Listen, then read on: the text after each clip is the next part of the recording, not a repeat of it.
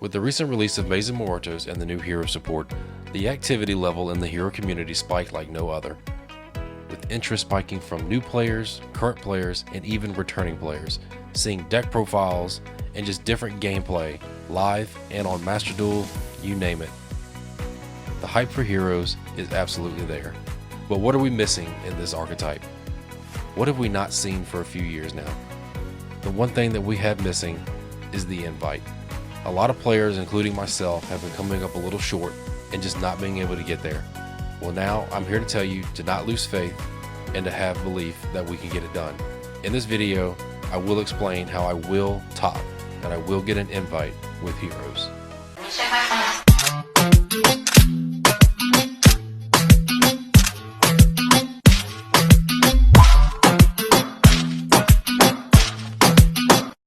Alright guys, so let's get started with this. So in this video, I am going to do my current deck profile and what I'm testing, and I also will give reasons why I do the ratios that I chose to put in this. This is a 45 card build. That is the most I want to do right now. Now I did bring this deck to the Mississippi Regional and it was a 60 card deck. And don't get me wrong, the deck performed absolutely fantastic. It did exactly what I wanted it to do, and it didn't underperform or overperform. It did exactly what I needed. And do I wish things could have gone a little differently, and could I have side decked a little better? Possibly. But I will say, moving forward, the meta has shifted so much in these last few weeks that the deck has just completely changed. Now obviously heroes are going to be just heroes.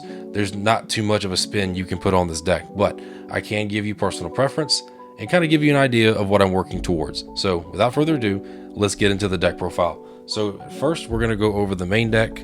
Like I said, 45 cards, so the ratios are definitely going to be tight. So starting off, we have 2 Stratos. Now, I was a believer that Stratos should always be at 3 because it is, in my opinion, the best normal summon. Now, some people might push back on that and say Vion, and I absolutely hear where your argument's coming from, but from my personal preference, this is the OG, this is the guy, this is who you want to see, because not only is it a searcher, it is an elemental hero to fuse off with your Neos, so you really want to see Stratos. You know, Vion can get you there, but at the same time, this is what gets you into a lot of your plays. This is how you can also kind of unclog your hand. So to finish out the elemental heroes, we do 1 Neos and 1 Shadow Mist. I don't do the Liquid Soldier anymore. It's been a minute since I played the card, and I have considered playtesting with it, but I do feel like if I draw the card, it doesn't do anything for me. It doesn't bring any value to what I'm trying to accomplish. So at the moment, this is the ratio for the elemental heroes, and this is kind of what I'm going to stick with, at least for now. So the next package is going to be the Vision Hero package. So I'm still on 3 Ferris. Now I have seen a lot of deck builds, and I would say most. I think I might be one of the only people. I think I checked Carlos's profile, and I think he's on 3, I believe.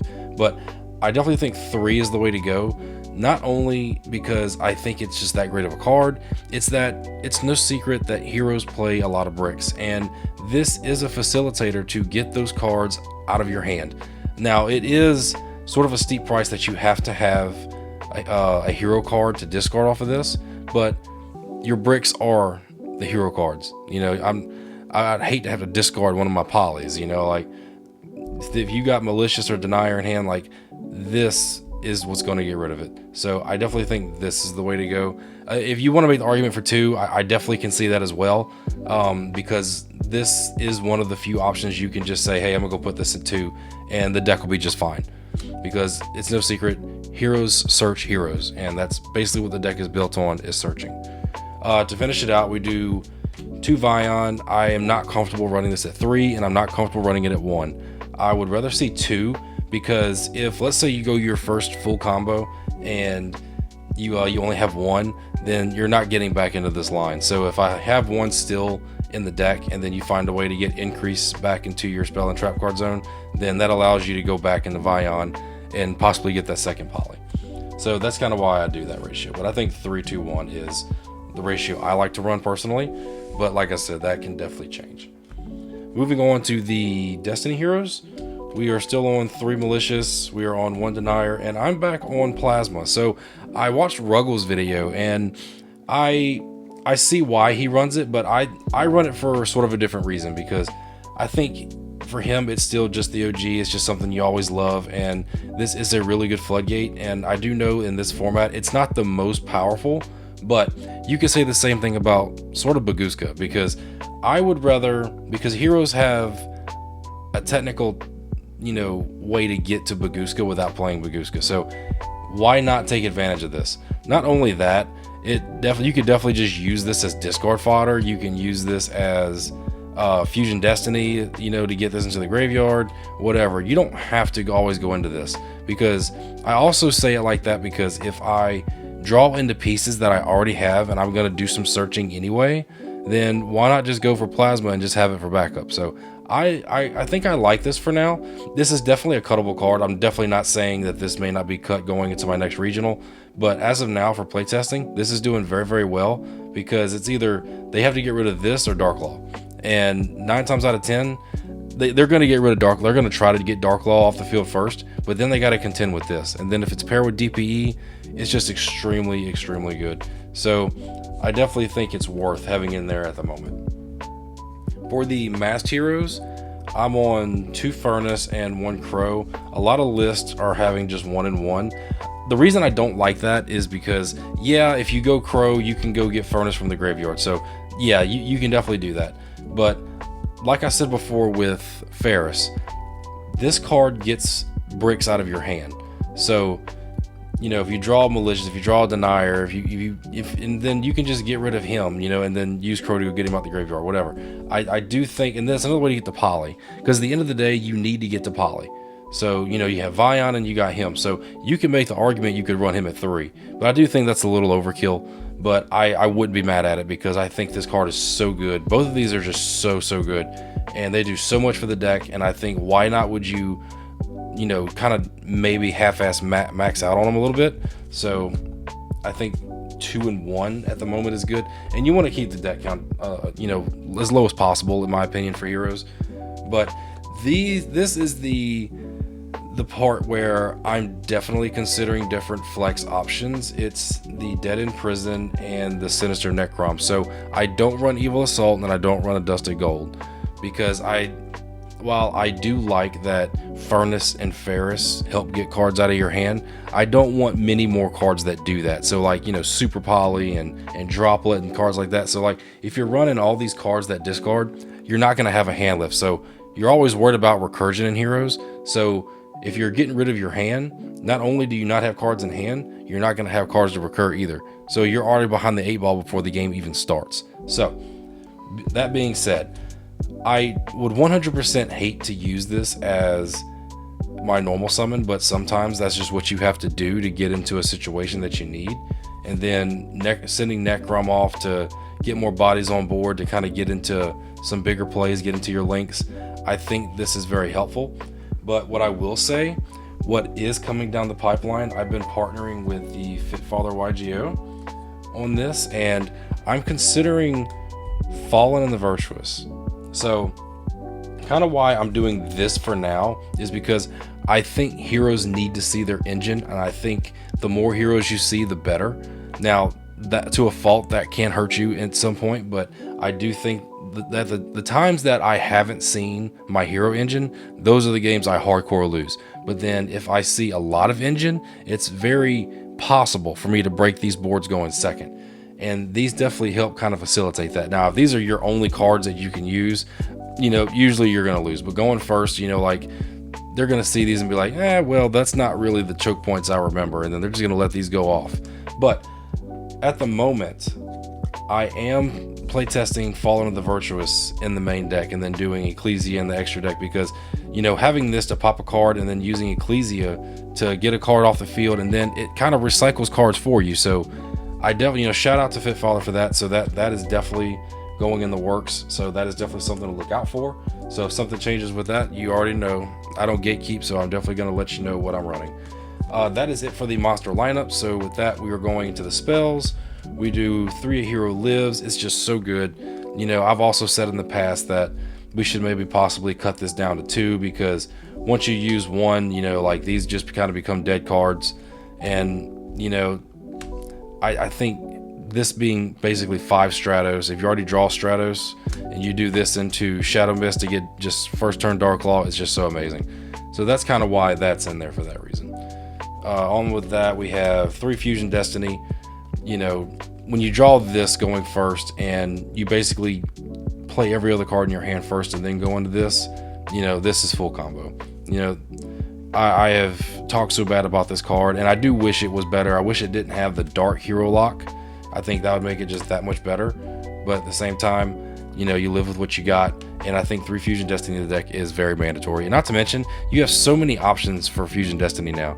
And then, like I was going back to Fallen of the Virtuous, you can shuffle back a level 8 Fusion, so you could put DPE back into the extra deck and then resummon it out. So you definitely have a lot of avenues for this, and a lot of ways you can go. On to the next spells, we have 2 Poly, 1 Miracle Fusion, and 1 Mass Change.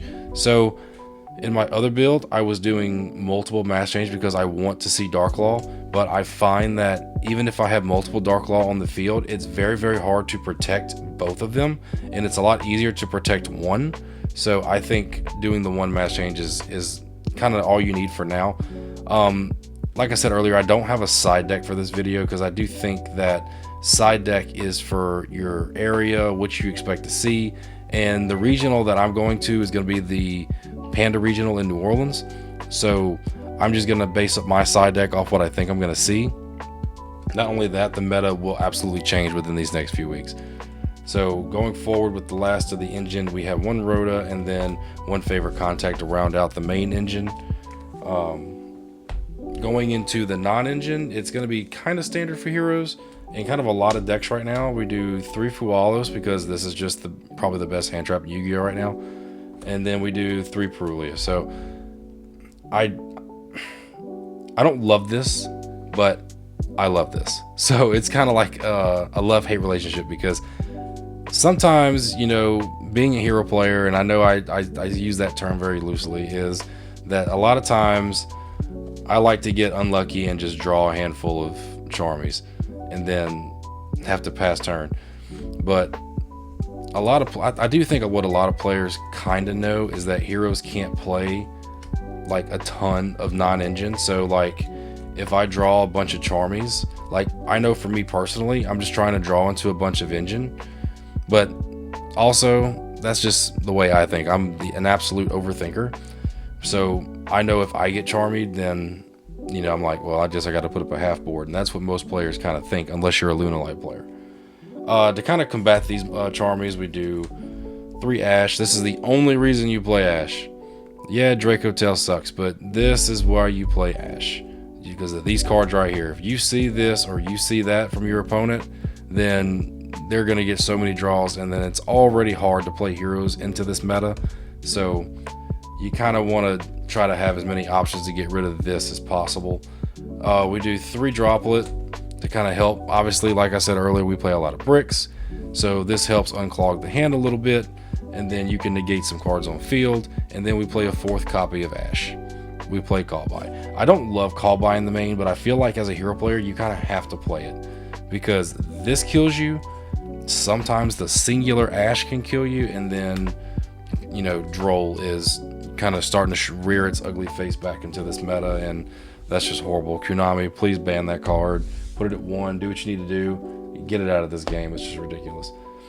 On to the extra deck. So with the extra deck, it's going to be very standard as far as Omni Heroes go. Now, if Fallen of the Virtuous does make its way into the extra deck, I definitely have plans for that. So we do 2 Dark Law. He is the best card in the extra deck. So I definitely like having it at 2, especially when you play against like Cool Tune or something like that, or Cashier and they banish something out your extra deck. That just absolutely sucks. So I hate playing just one of it and then, like, you know, it gets banished. I don't like it. I'd rather have 2. And then we do 2 Chaos. We do 1 Infernal Rage, 1 Sunrise, 1 Wingman, 1 Voltic Thunder, Wake Up, and this will probably be one of the cards that gets cut, if I'm being honest. I think we will cut, wait for like the Fallen package, I think we'll cut that, and then that's when I think we may cut Dark Law. I'm unsure, like cutting this just to 1, because yeah, it is the best card in the extra deck, but at the same time, if the cards you're putting in the deck are going to be ways to just completely break your opponent's board. To finish it off, we got 1 DPE. Trinity you could cut personally. I like this because I like having that second option going second. So if I get to my Voltic and I'm able to just blow up their board and then find a way to get into Trinity, you know, to kind of help get rid of some stuff, you know, like if Voltic doesn't work, and then you just go into Trinity. It's so good when you drop that on them. We do run 2 Cross Crusader, we do run a Frontal Devicer, and 1 Wonder Driver to round out the extra deck. Guys, that is pretty much it for the deck profile. These are the options I want to go into going into my next regional, because I really love how this deck is performing. I like the options that it presents. I do like where heroes are in this meta, because I do think the meta is kind of all over the place, and I think heroes can kind of compete with that, because a deck isn't going to be prepared for you. Like, they're going to see what you're putting down, they're going to be like, oh my god, I have to sit here and watch hero players play for the next 10 minutes and wait for their combo to be done, especially if they don't have the outs. Now, I think the deck plays well in the hand traps, especially if you draw, obviously if you draw the right hand, you know, luck is definitely going to play a part in this, but if your opponent doesn't main deck Nib or Droll, then there's really not too many things to worry about, because like I've had hands where I've played through Ash, Imperm, and even a Ghost Bell. So there is definitely potential with this deck, and what the new Masked Heroes do for us, it is just so good. Now, it doesn't make the deck any type of this like tier 1 rogue deck. I am definitely not saying that, because I do feel like part of this is pilot dependent. So when you get into your matchups, it's not about necessarily how good you are at knowing your opponent's deck as much as it is yours. You need to know what your deck is trying to accomplish and what your end goals are, and then that's the route you need to take. Now, obviously knowing what your opponent's deck does is obviously important as well. That's what prep is for. But knowing your lines first, knowing what you're siding out of your deck, and knowing what cards you want to see going first and second is going to be how you be successful in this game. Now, with that being said, I'm going to be preparing extremely hard for the Nola Regional. We are going to bring heroes. Is it going to be this exact deck list? Probably not. I'm somebody that I play test everything, and I cannot wait to put this up against the guys in New Orleans, and I can't wait to see what they bring to the table. Guys, if you are a new player playing heroes, it is so nice to have y'all on this channel. If you are a longtime hero player, or if you're even an established player, it is an absolute honor to also have you on the channel as well. I really hope you guys enjoyed this profile. I have so many ideas I want to do for this deck. If you have any ideas for me, if you have feedback for what you saw today, then definitely let me know in the comment section below. I respond to everybody, and I generally just cannot wait to brainstorm heroes with you guys. If you like content like this, definitely hit the like button, hit the comment down below about it, and if you're feeling gracious, then hit that subscribe button. Let's go on this journey together. But with that being said, that's all I have for you guys today. Again, thank you for coming to the channel and watching this video. Until then, I'll see y'all in the next one. Heroes Best Deck.